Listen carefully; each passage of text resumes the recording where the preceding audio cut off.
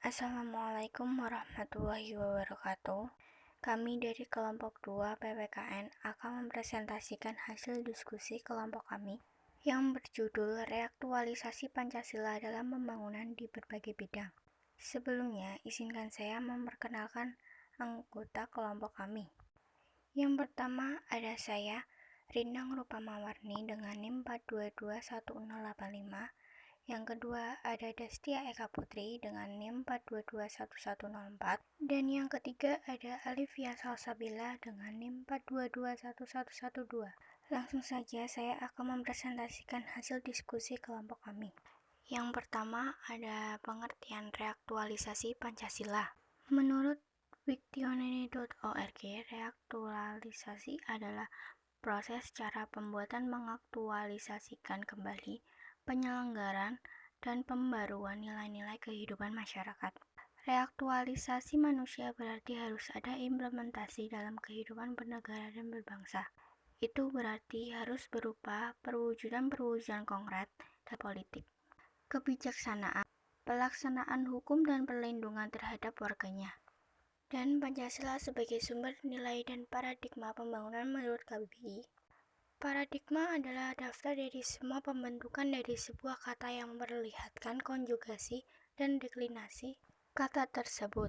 Model dalam teori ilmu pengetahuan. Kerangka berpikir.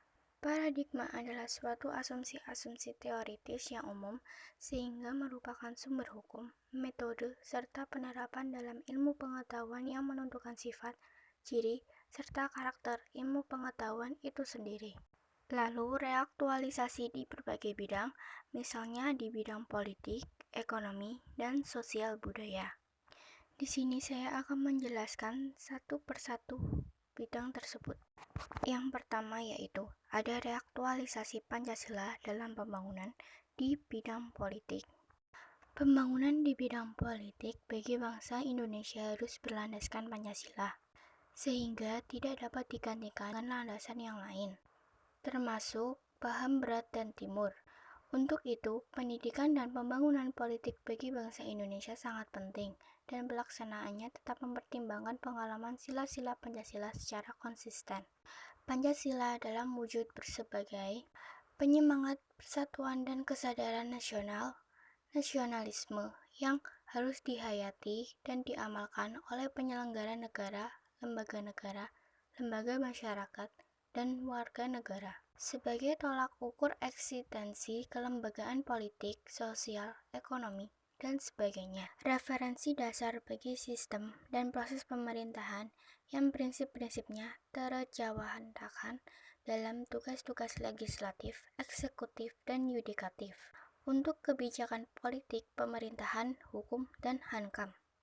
Lalu selanjutnya ada reaktualisasi Pancasila dalam pembangunan di bidang ekonomi. Dalam pembangunan ekonomi harus berlandaskan Pancasila sebagai dasar tujuan dan pedoman dalam penyelenggaraannya. Dengan dasar pemikiran tersebut, maka sistem ekonomi yang ingin kita bangun adalah sistem ekonomi Pancasila. Ekonomi menurut Pancasila adalah berdasarkan asas kebersamaan, kekeluargaan. Artinya, walaupun terjadi persaingan, namun tetap dalam kerangka tujuan bersama untuk memajukan bangsa Indonesia. Jadi, walaupun kita menjalankan persaingan bebas di bidang pemasaran dengan menerapkan aktualisasi Pancasila tersebut, kita dapat mengatur sendiri bagaimana arti sebenarnya persaingan yang bebas itu, tapi tetap dapat mewujudkan bersama cita-cita bangsa.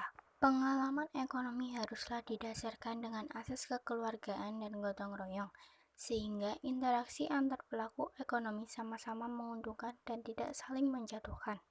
Dan selanjutnya ada pilar atau dasar sistem ekonomi Pancasila yang meliputi ekonomika etik dan ekonomika humanistik.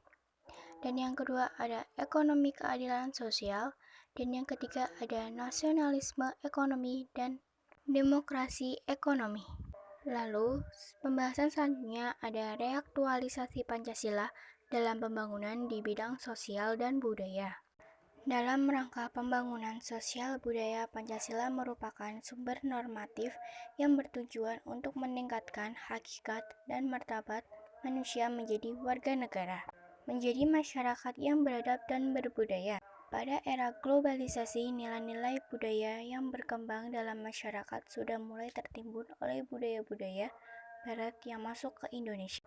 Semua produk Indonesia terpengaruh oleh budaya-budaya tersebut, yaitu budaya yang bersifat positif maupun negatif. Dengan masuknya berbagai budaya baru, masyarakat mulai meninggalkan nilai-nilai budaya yang telah berkembang dalam ruang lingkupnya dan mereka lebih memilih budaya barat yang bahkan tidak sesuai dengan nilai-nilai yang terkandung dalam Pancasila. Hal tersebut membuat masyarakat memiliki sifat-sifat biadab. Contohnya yaitu berpakaian menurut bangsa barat yang mengandung unsur pornografi dan lain sebagainya.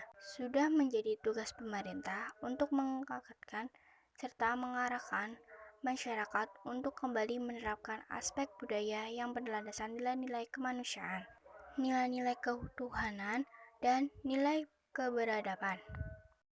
Sekian video presentasi dari kelompok 2. Selebihnya kami mohon maaf apabila ada kata-kata yang kurang berkenan, dan selanjutnya kami akan membuka sesi tanya jawab. Terima kasih. Wassalamualaikum warahmatullahi wabarakatuh.